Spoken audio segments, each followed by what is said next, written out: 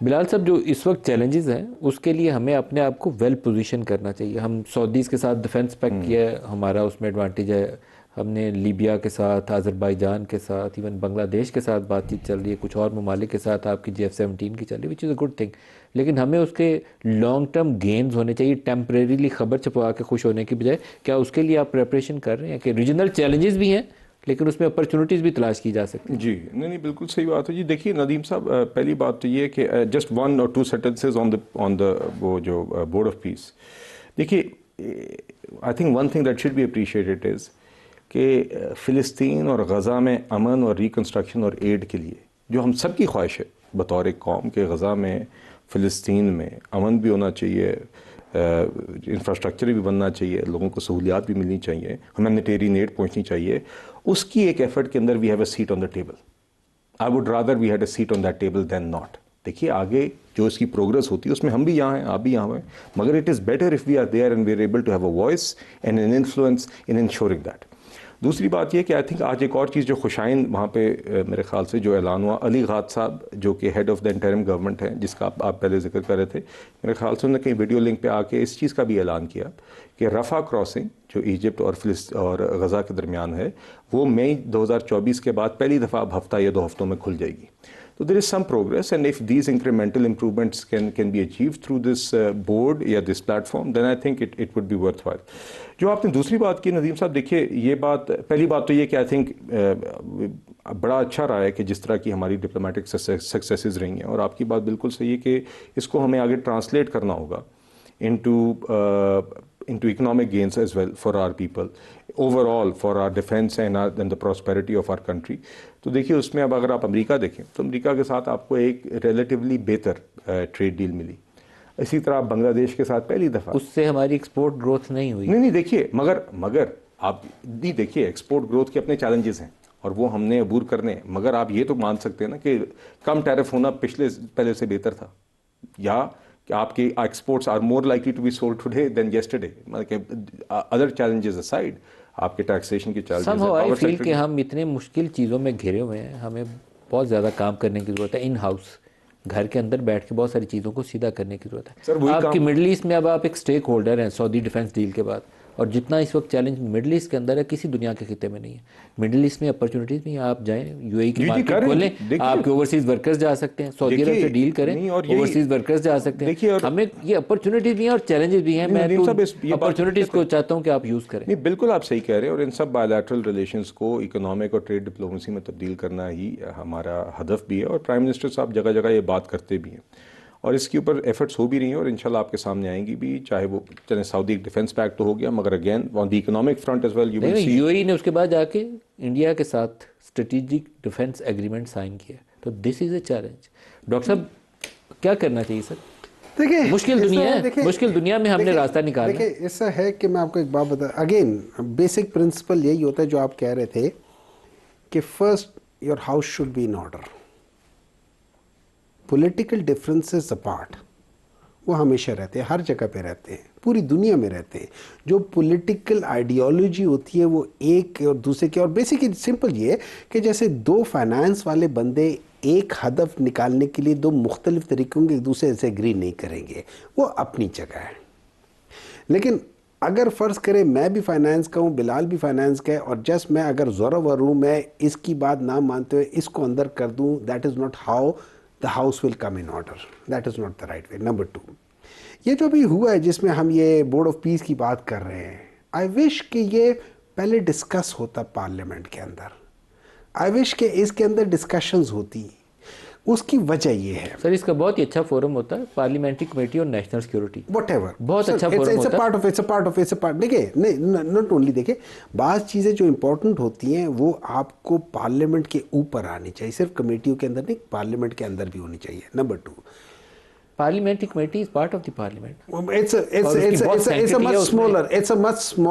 ہے ملٹری کٹھے بیٹھ جاتے ہیں. دیکھیں یہ چیز جو ہے نا، یہ آپ کے فیوچر کے جو امپیکٹ ہے، فار ایگزامپل یہ ہو سکتا ہے کہ اگر ہم 1979 میں کچھ چیزیں ڈسکس کر لیتے پارلیمنٹ میں، تو اس کا شاید یہ جو آج पिछले 20, 30, 40 साल से पाकिस्तान के ऊपर इम्पैक्ट आ रहा है वो शायद ना आता।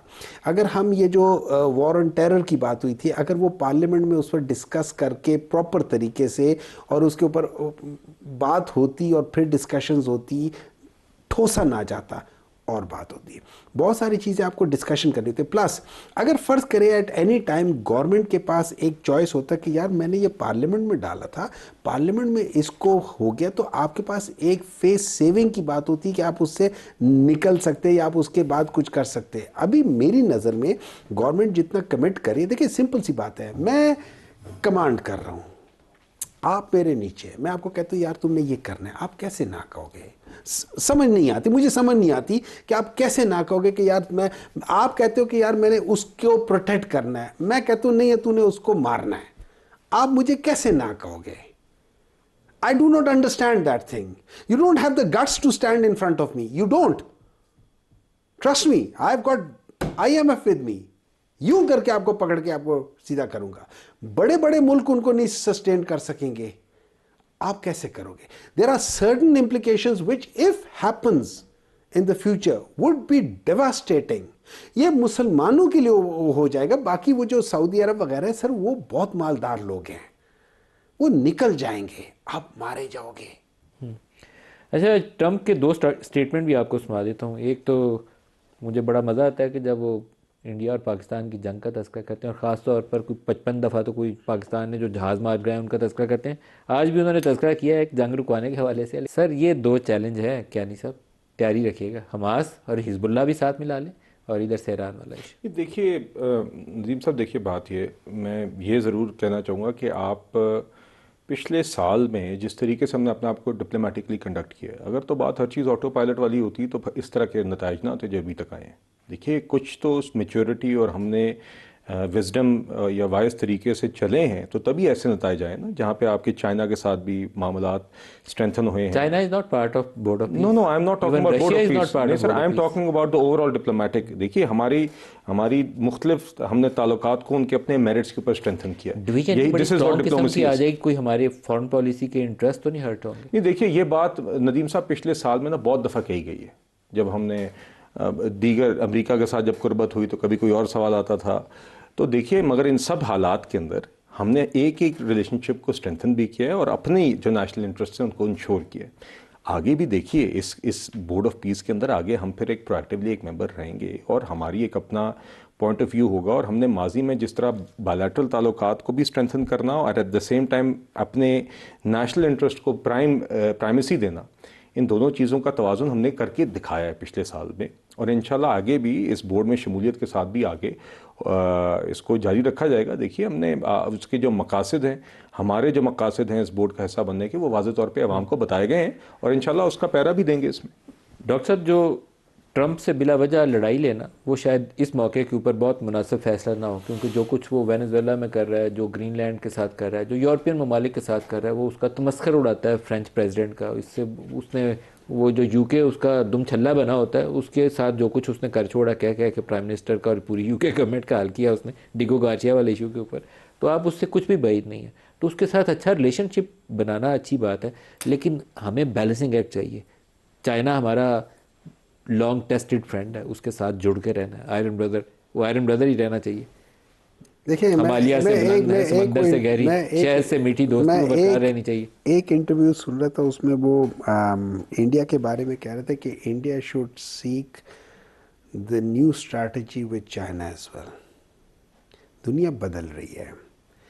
वो एक पुराना मुहावरा है, वो कहते हैं कि बादशाह के आगे से और घोड़े के पीछे से नहीं गुजरना चाहिए। आप ठीक बादशाह के आगे से बार बार गुजर रहे हो।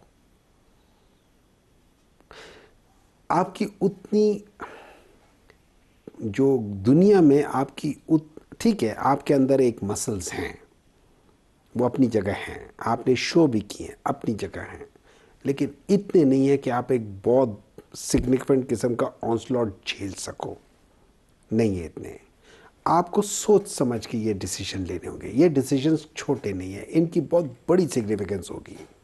खुदा न खासा जो अभी आपने सुना है कि उन्होंने कहा है कि यू आर देन फिनिश, ये चीज़ अगर वो कर लें, आप किधर खड़े होगे? आप किधर खड़े होगे? हमारे ऊपर तो ये कुछ करेगा। سر میں سن لینا، اگر فرض کرے وہ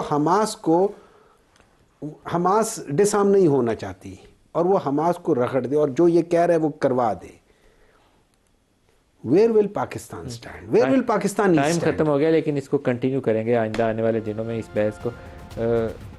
ڈاکٹر ہمایوں صاحب، بلال صاحب، سردار مسعود صاحب، سب کا شکریہ. آج کے لیے اتنا ہی، اجازت دیجیے. اللہ حافظ.